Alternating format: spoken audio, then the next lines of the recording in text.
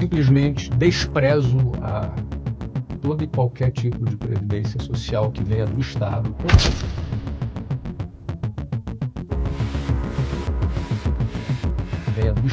Toda e qualquer garantia, a ilusão de garantia que o Estado supostamente vai me oferecer, eu simplesmente ignorei isso solenemente na minha vida. Não é porque hoje eu tenho grana. Eu fiz isso quando eu era pobre. Quando você não tinha. Eu fiz isso quando eu era pobre. Porque eu achava balela. Político aparecendo de 4 em 4 anos, fazendo as mesmas promessas de sempre e as pessoas acreditando nas mesmas balelas sempre. É isso. Então, assim... O inimigo, ele não é invisível, Joel. As pessoas não percebem que ele é o inimigo. Porque ele está visível. Só que ele se fantasia de amigo. Ele se coloca como se cuidasse dos interesses das pessoas, mas na verdade ele escraviza as pessoas. Ele se comporta como se ele pudesse dar segurança e garantias para as pessoas, mas na verdade ele é a garantia da pobreza para as pessoas. E eu estou falando do sistema. Uhum. Parece uma coisa meio, uma entidade meio... Sistema. O que é o sistema? O que é o sistema? O sistema é a engrenagem de como as coisas funcionam. O sistema começa com um modelo educacional, que é seguido do emprego, e que é seguido da previdência social. Esse é o sistema. Isso tudo nessa camada se apresenta como a solução e a garantia para as pessoas.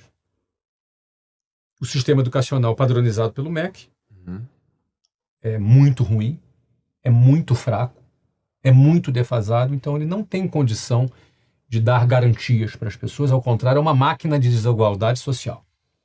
Aliás, quem tem acesso a uma educação melhor, porque o pai pode pagar, não aquilo que o Estado oferece, tem vantagem. E eu percebi isso cedo quando fui fazer um concurso público, e vi que eu estava muito atrás, embora eu fosse um dos melhores alunos da escola pública. Então eu, com 13 anos de idade, fui fazer um concurso público, e eu era um dos melhores alunos da turma, me dei conta que eu era um dos piores daquele concurso. Então eu me senti enganado. Eu estava seguindo uma cartilha à risca, e de repente, sendo um dos melhores alunos daquela cartilha, eu me tornei um dos piores naquele concurso. E não só não fui aprovado naquele concurso, como eu quase fui reprovado na 8ª série, porque minha mãe deu o salário dela inteiro para pagar aquela escola para mim, e eu não só me deparei com o meu fracasso, mas eu me senti enganado, já com 13 anos. Mas como assim? Porque eu estava numa escola que eu era um dos melhores, como eu posso ser um dos piores aqui? Então estavam me enganando lá. Sim. Estavam me enganando. Depois, no final por 3 anos eu fiz o mesmo concurso até ser aprovado, mas levei 3 anos. Tirei a diferença, mas foram intermináveis 3 anos. Eu parei de estudar, inclusive, não fui para o ensino médio, porque eu foquei 100% naquele concurso. Sim. E aí depois, eu indo para a escola, eu pegava um ônibus que passava numa rua, que se chamava Avenida Suburbana, no Rio de Janeiro, e essa rua é uma rua cheia de bancos. E eu percebi que, numa determinada data do mês, aqueles bancos ficavam com uma fila interminável, rodando o quarteirão. E eu achava estranho, eram só velhinhos, né? Naquela fila. E uma vez eu perguntei para uma pessoa dentro do ônibus, os ônibus eram lotados, eu em pé, do lado de uma pessoa, eu tomei coragem e perguntei para aquela pessoa do que se tratava aquela fila. E ela falou para mim, aquilo ali é a fila da aposentadoria. Eu olhei para aquela fila da aposentadoria, vi um monte de velhinhos, um calor de 38 graus no Rio de Janeiro, com uma sombrinha, né, com um guarda-chuva, naquele calor, esperando para receber a sua aposentadoria, que certamente era uma mixaria. E aí eu me lembro, quando eu olhei para aquela fila e falei, eu nunca na minha vida vou estar naquela fila. Nunca eu vou entrar nessa fila.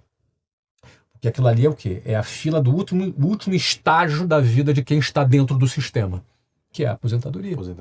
E olha que naquela época não é como hoje. Naquela época você aposentava com 50 anos, depois teve reforma da Previdência, passou para 60, depois teve outra reforma, e vai ter outras, porque a conta não fecha.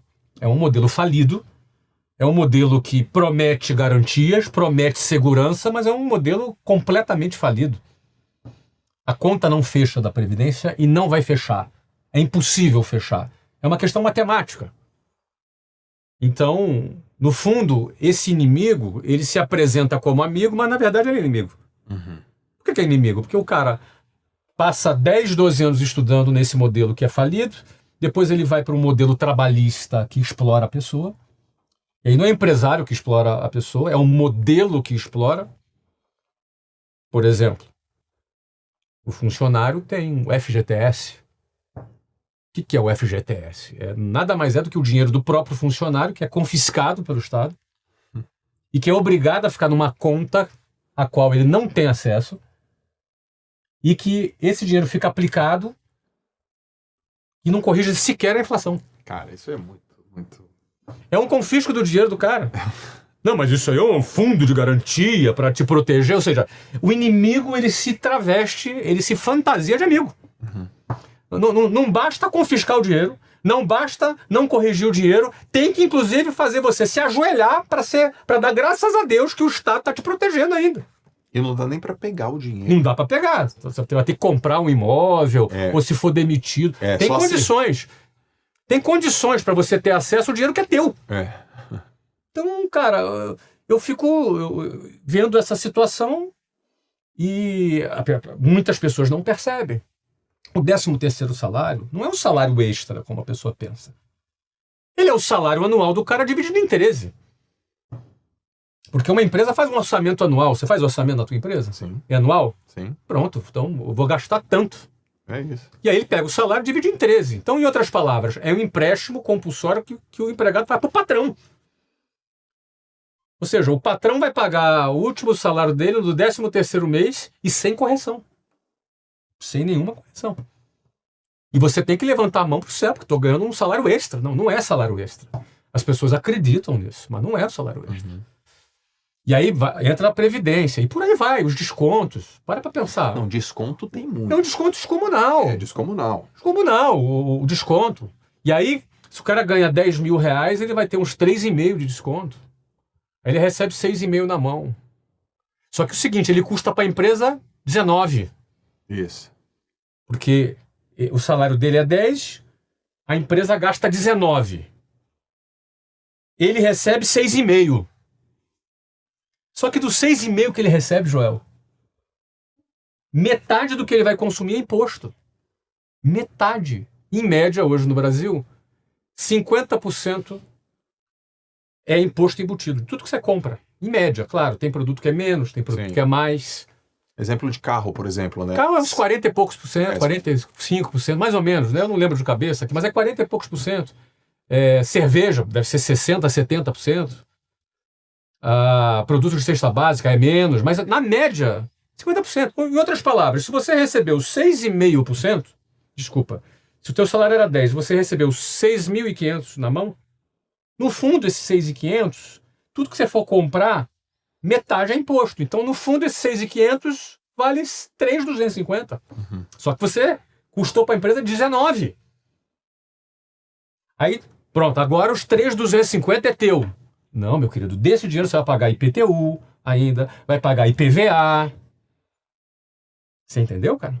Você vai ter que pagar a escola particular para o seu filho, porque você teve o teu salário descontado ali para pagar os impostos, só que a escola que o Estado entrega é uma porcaria. Aí você vai ter que pagar. A primeira coisa que uma pessoa, quando melhora de vida, Joel, é tirar o filho da escola pública e botar na escola particular. Porque ele quer o melhor para o futuro do filho. Então você paga 2 vezes. Aí você já pagou por segurança pública, mas o Estado sequer tem controle do território, porque tem bandidagem, tem PCC, tem Comando Vermelho, você tem um monte de facção que domina, porque o Estado não tem controle sequer do território, de muitos lugares. E aí você tem que pagar segurança. Aí você vai morar num condomínio fechado, vai pagar um carro blindado, você vai pagar seguro. Mas aí é o seguinte, você pagou pelo SUS. Você pagou pela educação, você pagou pela saúde pública. Mas agora com aquele 3.200, De um salário que era 10, que você custa 19, você vai ter que pagar agora plano de saúde.